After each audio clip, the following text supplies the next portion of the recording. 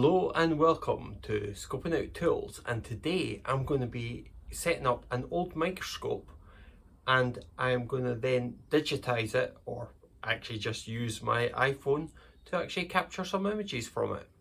So let's see how it goes. This is the old microscope here. So let me just, so it's Nikon. I don't know if I've actually got a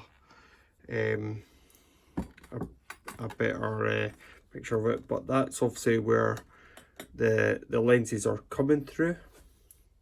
I do have a light as well for it, and you can see with the ocular you've got 10, 15, 20, which then allows a total magnification depending on where you're selecting it. So if I just put it here, right now, the way I'm gonna be digitizing it is I have my for my burden scope, I've got this attachment so I can actually attach a phone to it. So I'm going to do that on the eyepiece. Now you can see it's quite dusty, so I'm going to need to just give it a quick wipe up, but I'm going to very quickly get this going. Okay, so just doing it as a little quick experiment, you can see that I do actually have a bit of a rolled edge. It's not the straightest edge. I only give this a very rough polish. But yeah, this is obviously done in optical, but what I need to do is I need to regrind it, repolish it, and then have a little look at it. But there's a few parts that I need to actually adjust, and if I just take you away from the microscope just now, I'll talk through them. So the first part that I do need to actually adjust is the grip of this is not great. I need to actually secure it more, and also make sure that this doesn't rotate around with the weight of the phone. This is obviously designed to be getting used on a burden scope, which is a lot wider, so I need to actually widen this out slightly. The other bit is that my fine focus is not working, so I'm going to need to dismantle that and see about trying to get it to catch on the teeth again. So I've cut away some foam. You can see it here. This will do for now, and I've been able to get some better images from it, but the focus wheel is not being able to get sorted yet, which I am just about to start.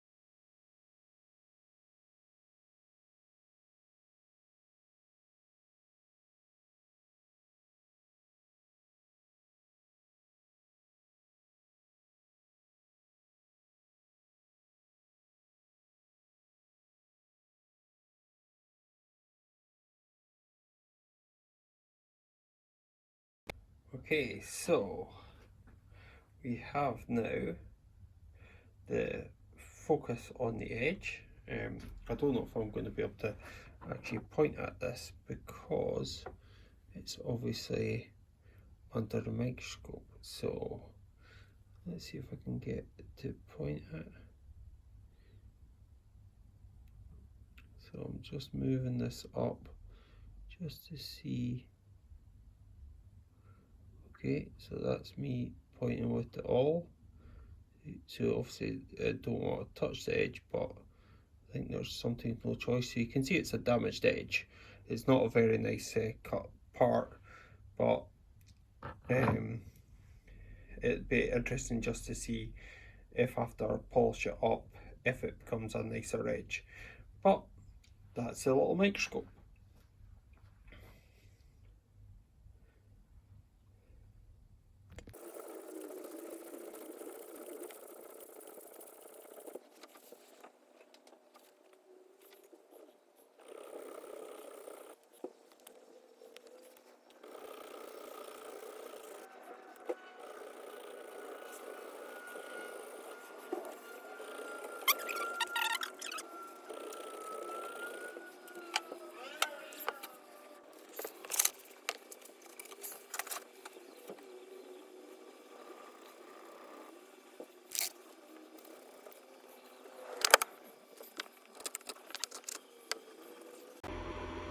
So just to show the underside, these are the 1000 scratches, and if I was to move over, this is the area that has not been scratched yet by the 1000 scratches, whereas if I just move a little bit further down, this you can start to see where the scratches are forming. So if I flip this around, so this is the top of the chisel, which I've not polished at all, not needed to polish, and these are the actual marks. So if I just now drag it along, and let's just have a look at the edge now that I've tightened it up a bit.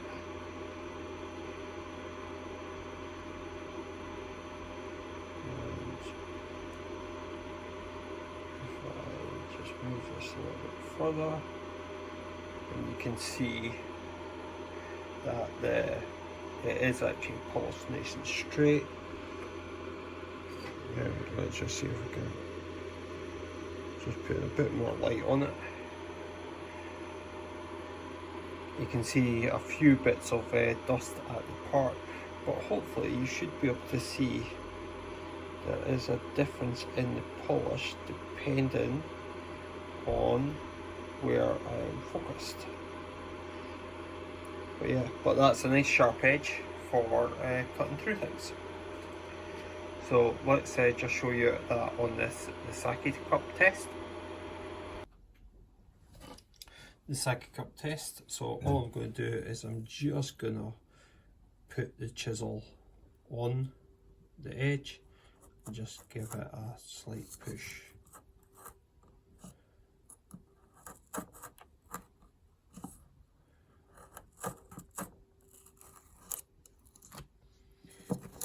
Hopefully you can see it's quite nice and sharp. I can get quite thin.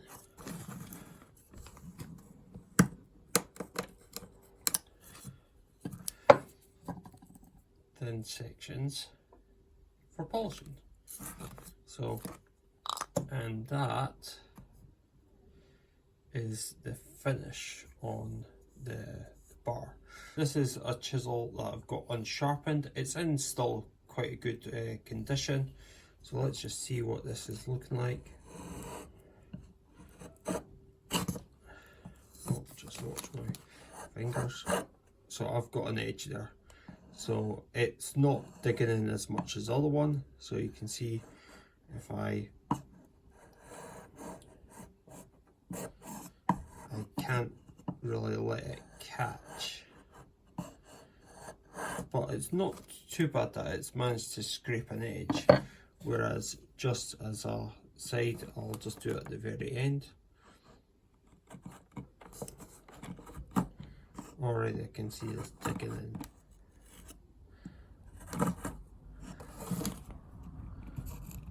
So if I So I've now got this edge and this edge for giving this a try at the where I can find it on the microscope itself. So let's just mark the two edge there. Okay, so back to the microscope. Just see what it looks. Oh, look at the difference. See how it's almost reflective on it. Can I? Yeah, look at that. So that's the sharpened one. The depth focus isn't that great on this. And then I go to the other side, the black line, and then let's just do the focus again.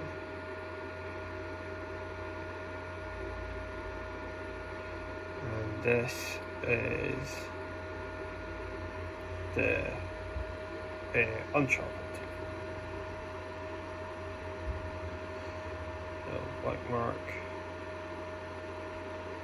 So unsharpened, which is not too bad, but yeah, but move over to the sharpened side and just look at that difference. Now I don't know if I don't think I can angle this in a way to make it a bit easier to see, and then just on the, just so you can see the difference, this is it obviously at the top and the side. That shows how you can compare a unsharpened chisel to a sharpened chisel. I've not done it perfectly, as you have soon work out that I do typically skip over a couple of steps, but you can see how this is mirror finished and this has got a roughness to it. That means I've just got to polish it a little bit more just to make that last flat bit straight. This one I haven't done at all, which is something to do. And we actually had a look at the different results on the Sake cup, and this area was unsharpened, this area was sharpened, and we had a look at the microscope itself. So anyway, thank you very much for watching, and join me again on Scoping Out Tools. Bye for now.